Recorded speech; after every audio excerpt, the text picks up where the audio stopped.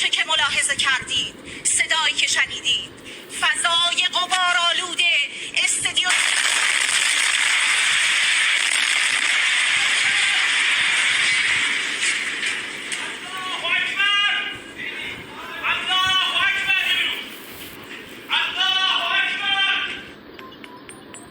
दोस्तों, इजराइल वालों ने यह सोच रखा था कि ईरान को 2-3 दिन में मार पीट कर दुनिया के सामने डिंडोरा पीट देंगे कि देखिए हम दुनिया के दादा है, हमारे साथ दुनिया के सबसे बड़ी विश्व शक्ति अमेरिका है, तो हम किसी भी छोटे मोटे मुल्क को आराम से मार पीट सकते हैं, उसका काम तमाम कर सकते हैं, वो फिर लड़ने की हिम्मत हमारे सामने कभी नहीं कर पाएगा।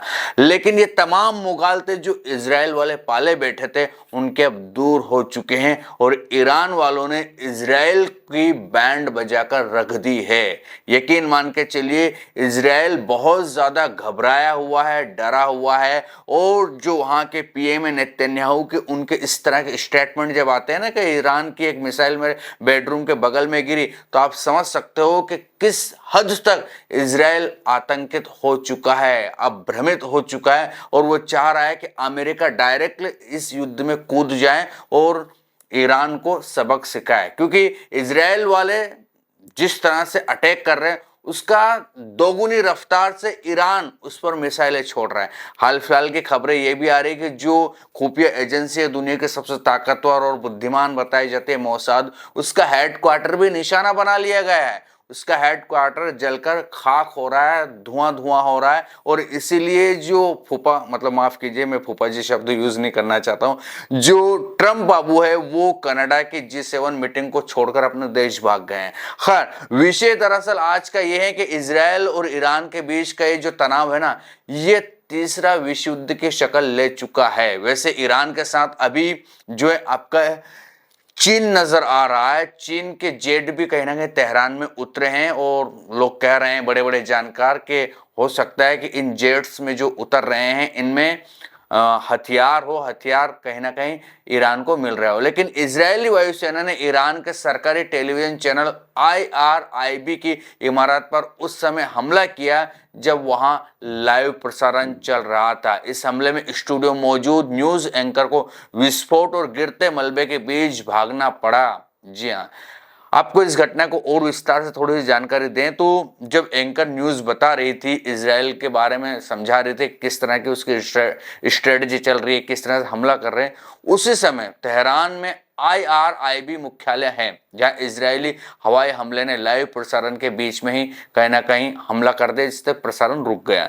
वीडियो में साफ देखा जा सकता है कि एंकर शहर इमामी अचानक स्टूडियो छोड़कर भागती है क्योंकि इमारत हिलने लगती है और धूल मलबा भर जाता है।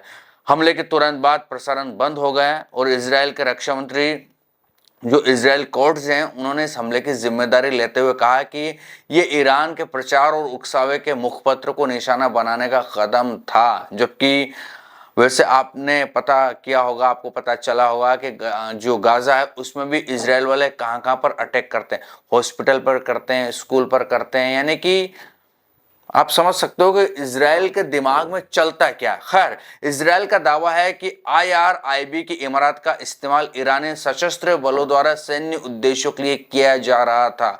हमले से पहले इजरायली सेना ने तेहरान के डिस्ट्रिक्ट में 3 में रहने वाले लोगों को खाली करने की चेतावनी दी थी। हालांकि ईरान ने इस हमले को युद्ध अपराध करार दिया है। ईरानी विदेश मंत्रालय के प्रवक्ता इस्माइल बकाई ने अंतर्राष्ट्रीय समुदाय से इजराइल के खिलाफ कार्रवाई की मांग की है। साथ ही ईरान की सेमी आधिकारिक फार्स न्यूज एजेंसी ने बताया कि इस हमले में IRIB सचिवालय की कर्मचारी मसूम अजीमी की मौत हो गई, यानी तकरीबन 3 लोग खत्म हो चुके हैं। यह हमला इजराइल और ईरान के बीच चल रहे खुले सैन्य संघर्ष का हिस्सा है जो 13 जून 2025 को शुरू हुआ। इजराइल ने ऑपरेशन राइजिंग लॉयन के तहत ईरान के परमाणु और सैन्य ठिकानों पर हमले कहीं ना कहीं शुरू कर दिए थे, जिसके जवाब में ईरान ने इजराइल पर कहीं ना कहीं 200 से ज्यादा मिसाइलें दाग दी है और ईरान ने कम से कम, ऐसा कहता है, ईरान के 224 लोग खत्म भी हो चुके हैं, जबकि इजराइल के 24 लोगों की मौत हुई है और 500 लोगों के आसपास घायल बताया जाता है। इस संघर्ष में दोनों देशों के नागरिकों को निशाना बनाया जा रहा है, जबकि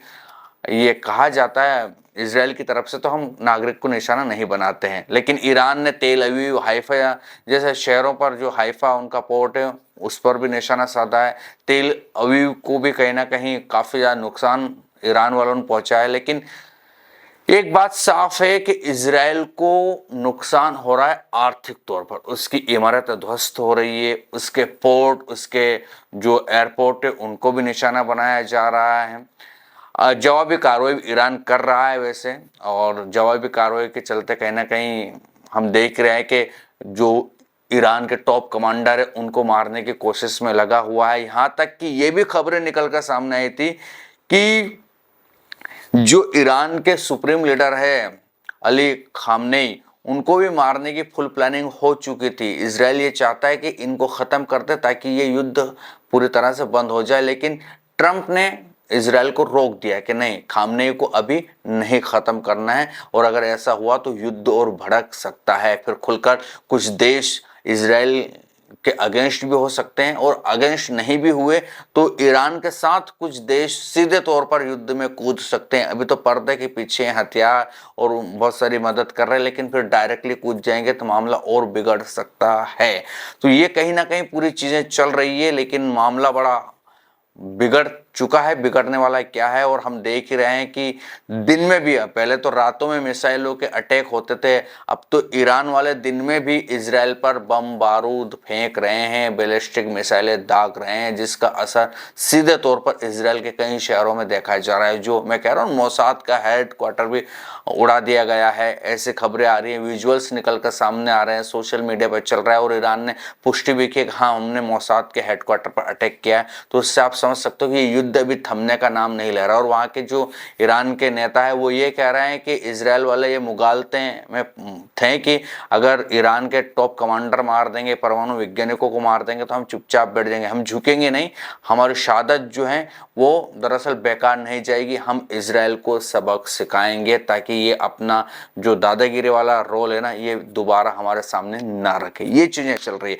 आपको क्या लगता है, क्या वाकई में ये युद्ध और ज्यादा तेज होगा? तीसरा विश्व युद्ध बिल्कुल नजदीक आ चुका है और होने ही वाला है।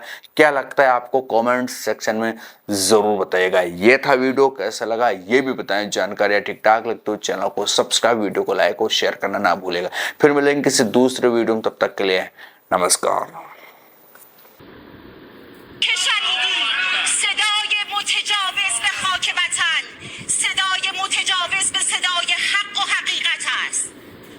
آنچه که ملاحظه کردید، صدایی که شنیدید، فضای غبارآلود